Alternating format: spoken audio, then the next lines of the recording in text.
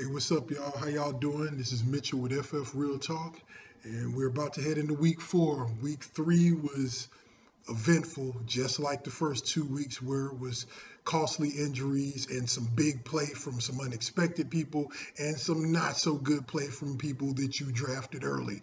That's the name of this game, y'all. It's nothing you're necessarily doing wrong or nothing you're necessarily doing right when you're doing great.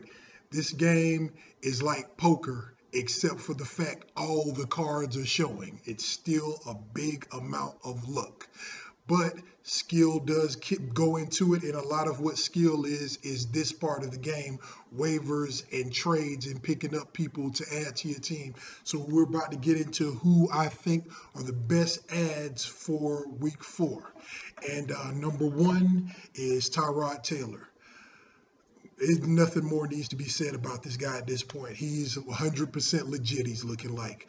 He's the 6th ranked quarterback in terms of fantasy points in ESPN point systems, that is. So far, he's 4th in touchdown passes, 4th in rushing yards, and week to week, he seems to be getting more and more adjusted to the pro style of offenses.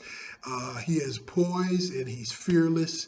And with injuries that have happened to some of the starting quarterbacks you guys had, like Ben and Romo, and with the bye week starting to come, this is the guy you'll want to target.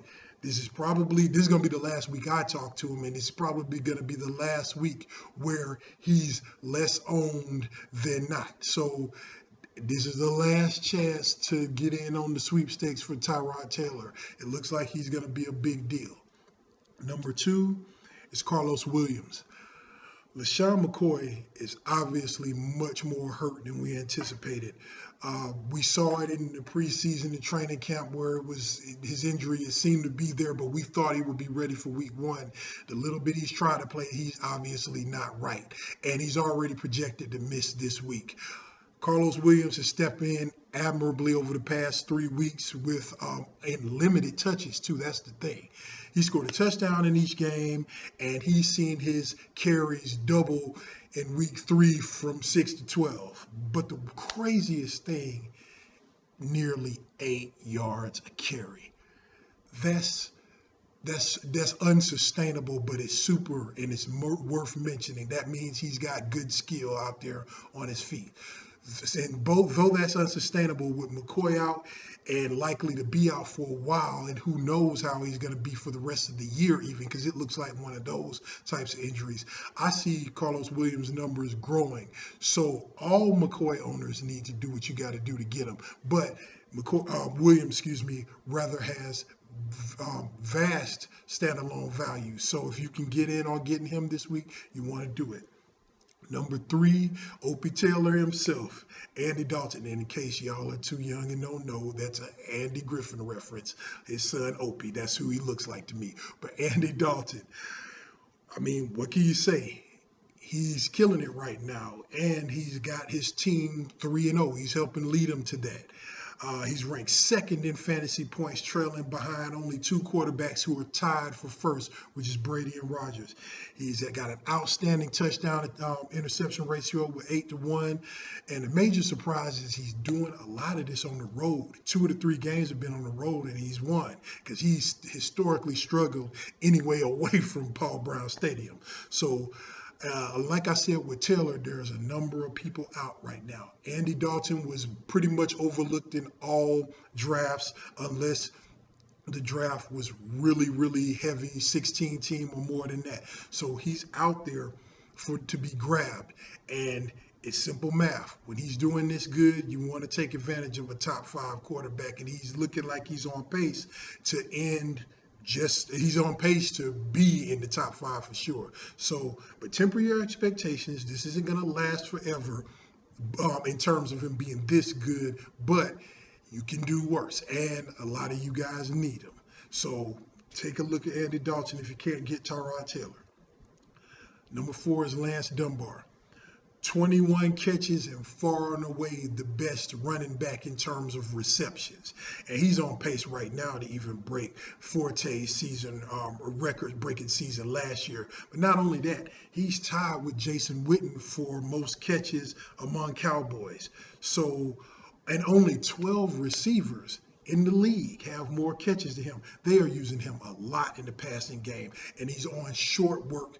And that's what Brandon Weeden needs, is to throw those types of passes. So you're just going to see this increase. As long as Tony Romo's out, Lance Dunbar's value is even higher. So in a PPR league, like a couple of them I'm in, he's a must-own guy. So he's going to be Weeden's security check down. So you definitely want to get in on owning Lance Dunbar. He's far less, I don't know his percentage. I haven't put any percentages in here, but he's far less owned when I looked at his percentage than I thought. So that's a guy you definitely want to have.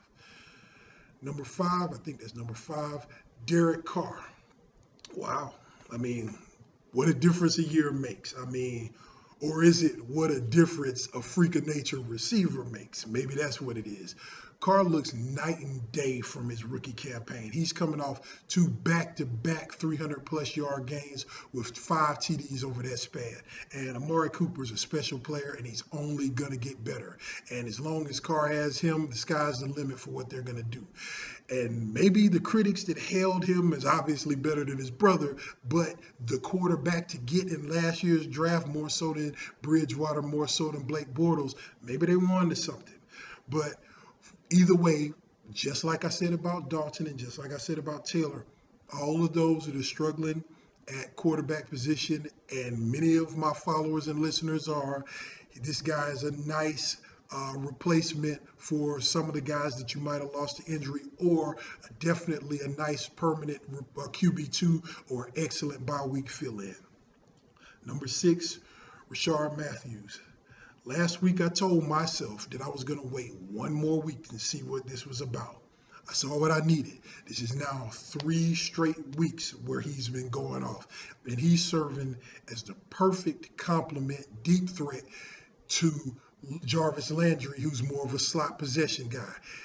It's looking pretty good what they're doing in the air. And he's currently 10th in fantasy points among receivers, and is looking like a solid flex play, during bye weeks and even week to week at this point. We're expecting players like, not players, but Devontae Parker to get more into the fold because the coaches are high on him. But at the present, you got to roll with what you see in fantasy. And Rishard Matthews is doing a great job. And at this point, for all of you guys that drafted Brandon Coleman, even Devontae Parker, Rashad Perriman, and Devin Funchess, who has proven to be a bust. That was a bad call on my part. I would much rather have Rishard Matthews. So his ownership is going to go up after this week. And this is a guy you would want to target to get rid of those guys. Number 7 is nearly identical to what I was saying about Rishard Matthews. Marvin Jones. Deep threat, touchdown machine. And this dates back to even last year. His yard production is in essence doubled with each subsequent game. And with Andy Dalton looking the way he is, AJ Green can't get it all. Tyler Eifert can't get it all. He's basically taken over what Mohamed Sanu did last year. And to me, he's not necessarily a must-add, but he's definitely a must-eye. Keep your eye on him. That's a guy that is known for putting up big plays, and if this streak continues, he'll be a guy you want to have. Number 8, Charles Clay. This year has been a strange year in that tight ends have been producing at an unexpectedly crazy clip, and it's not even funny what they're doing. And the thing is, it's hard to know which one to own and to start at the right time. That's how it always is with tight ends. And right now with these guys doing good in random spurts and from any given team, it's hard to know. But to me, a guy like Charles Clay becomes easily almost a solid start week to week because he's a definitely talented player that you even knew if you watched him play in Miami. But with Tyrod Taylor, nobody is more of a safety valve for a rookie quarterback than a tight end. And Charles Clay has all the athleticism and talent that you will need. And he's obviously getting them involved. Right now, he's already got 17 targets this season and 2 straight weeks with a touchdown. So if you got tight end issues, about to reach a tight end situation and buy like this week, you got Gronk and don't know who to plug and play for him, Charles Clay is highly available and one guy that I would definitely use this week. Number 9, Chris Johnson. For me, some people are getting to be high on him, but for me, this is pretty much a running back emergency. But you can't ignore what he's been doing, especially this past week. And over the past 2 weeks, in both weeks, he's gotten at least 20 carries. I don't know how long Ellington's going to be out. I'm thinking he's coming back this week. And David Johnson is the player that I absolutely like and think he has the most potential in the long term, especially in passing downs. But right now, Chris Johnson is presently 10th ranked in fantasy points among running backs. And in this explosive offense, anything can happen.